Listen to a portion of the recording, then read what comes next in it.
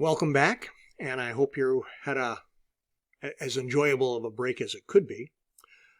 Today we're going to talk about chapters 13, 14, and 15, the fundamentals of equilibrium, chapter 13, chapter 14, acid-base equilibria, which is the plural of equilibrium, and then chapter 15, other equilibrium systems.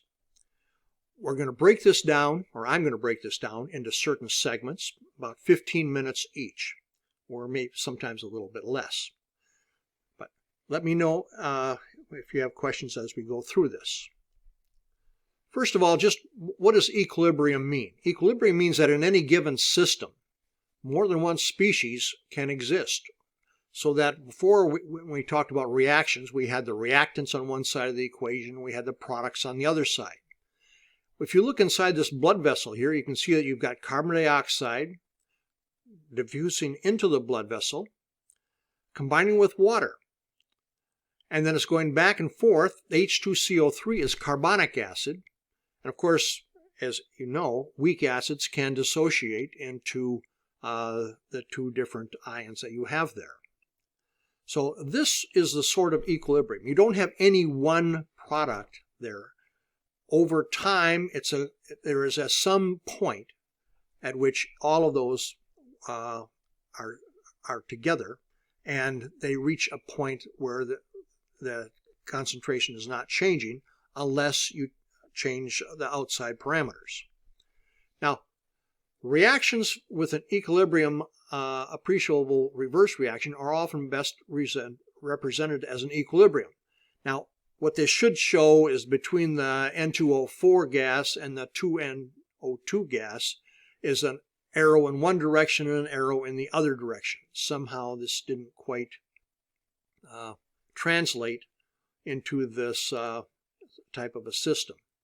But anyway, that's what you're representing, that type of a system. For example, in this particular one, it's highly noticeable because N2O4 is a colorless gas, whereas NO2 is a brown gas.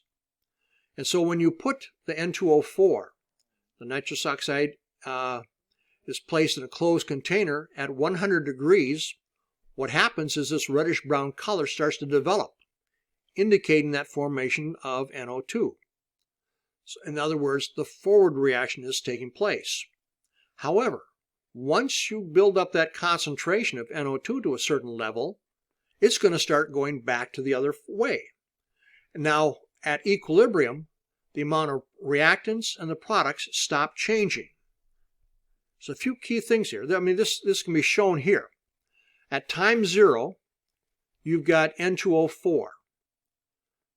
Then you've got your pre-equilibrium, where you've got varying amounts of N2O4 and some NO2. And then at equilibrium, that concentration of each one of them does not change. And you can see it in the graphs down below, where you've got the concentration, where you start off at a high concentration of N2O4. That's the concentrations on the y-axis there. And then as you go for time, it drops down and it levels off. Likewise, for the NO2, it starts off at 0, builds up quite rapidly, and then gets to its equilibrium point, so that from that point on, there is no change in the relative concentrations of those two materials. So the rate of forward reaction starts out fast, but then it slows down as the concentration of N2O4 decreases. Likewise, the rate of the reverse reaction starts out slow but speeds up as the concentration of NO2 increases. Once the rates of reaction are equal, equilibrium is established. Now, there's no further changes in concentration unless you change the temperature or the volume of the container. Now, there's a few common misconceptions about this. Number one is the amount of reactants and products are ordinarily not equal to each other at equilibrium. So usually, you do not have a same number of reactants as the same number of products. Rarely does that ever happen. The second thing is that although the amount of equal reactants and products remains constant at equilibrium, the system is not static. There is continually back and forth movement, changing back and forth. So this whole chemical equilibrium is a very dynamic process. Now this symbol, and that's supposed to be a forward arrow and a reverse arrow, placed between the reactants and the products, is used to designate these reversible reactions. And what you can do is you can calculate a reaction quotient, Q, that allows us to mathematically express the amount, that is the concentration of the reactants and products present at any point in that reversible reaction. So if you have that reaction, and this is a very general one, where you have two reactants forming two products, A plus B going to C plus D, where the smaller italicized letters M, N, X, and Y refer to the coefficients. And remember, if the coefficient is 1, you don't have to write it down there. So A, B, C, and D are either gases or aqueous species. M, N, X, and Y are the coefficients in a balanced equation. So the first step then, of course, is you have to have a balanced equation. Aren't you glad we had that in those earlier chapters there? So when using amounts expressed in concentration, in other words, in terms of the number of moles present, the reaction quotient Q sub C is equal to the product of C raised to its exponential power of the coefficient in front of the C times D raised to its exponential to the exponent of the coefficient in front of it. So it's the reactants are in the denominator and the products are in the numerator. C and D are the products, they're in the numerator. A and B are the reactants, they're in the denominator. So all concentrations must be expressed in molarity. In other words, the moles per volume, right? The product concentrations are the numerator multiplied together. The reactant concentrations are the denominator, again multiplied together. And each concentration is raised to the power of its coefficient from the balanced equation. The numeric value of Q sub C for any given reaction can vary prior to equilibrium. And that value of Q sub C depends upon the concentration of products and reactions present at a particular moment. So that will constantly be changing until you reach equilibrium. So you can calculate Q sub C at any point in the reaction. Usually we'll calculate this at the starting point using the initial concentrations. Of course, then you have 0 of the products, and so that gives you an infinity type of concentration. Likewise, when you reach equilibrium, or if you start from only the products, you have a 0 there. So here what you have is you have two different situations. You have it where you are starting first of all in a situation where you can see you've got the SO3 and the O2 at initial higher concentrations, then them going down. So essentially what's happening is those two are forming SO3. On the other side, the right-hand side here, you've got that the SO3 is what you're starting with initially. And so that is decreasing while you have a buildup then of SO2 and O2. And so you can see that you can approach that equilibrium point from either side of that reaction.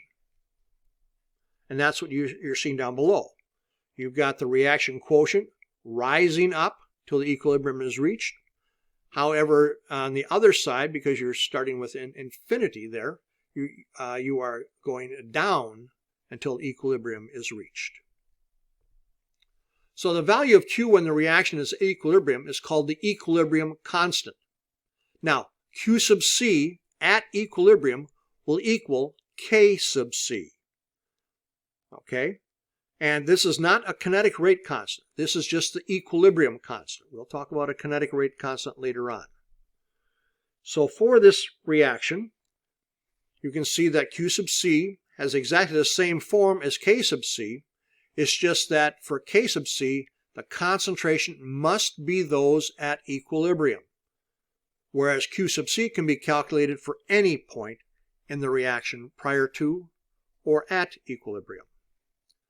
So the value of the equilibrium constant is independent of the starting amounts of reactants and products. The value of the equilibrium constant is dependent on the temperature of the system, and the magnitude of an equilibrium constant indicates the extent of the reaction. K and Q are unitless values. And so let's look at what this actually means.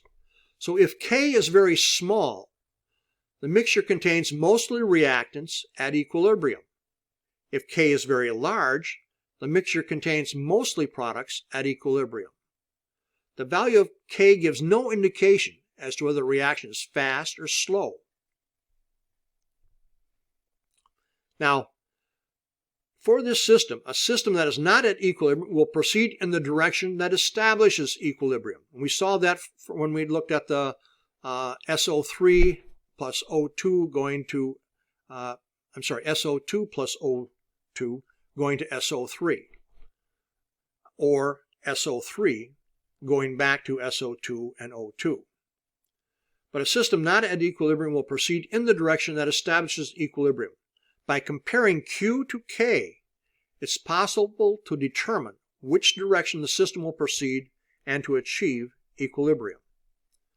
So when Q is less than K, the reaction is proceeding towards the products. When Q is greater than K, the reaction is proceeding towards the reactants. And only if Q equals K is the reaction at equilibrium. So, for example, here you have carbon monoxide, CO, plus water, forming carbon dioxide plus hydrogen. And there's many ways to approach this. You can start with the reactants only, CO and H2O, and eventually they will form a mixture. Or you can start with the other side of the equation, the products, CO2 and H2. Or you can have a mixture of those. So the value of the equilibrium constant is independent of the starting amounts. And let's look at this next graph to show you how that works. So you have those three different conditions. Mixture 1, where you've got just the reactants. Mixture 2, where you've got just the products.